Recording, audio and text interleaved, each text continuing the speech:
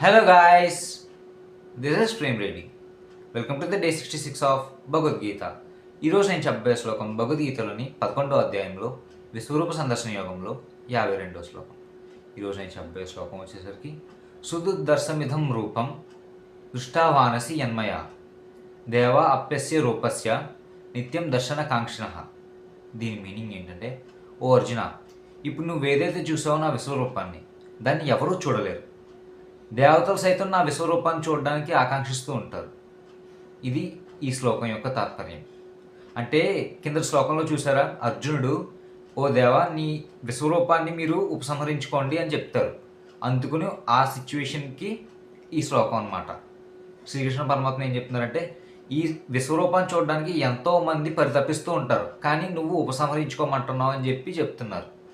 ఇది ఈ శ్లోకం యొక్క తాత్పర్యం. Thank you.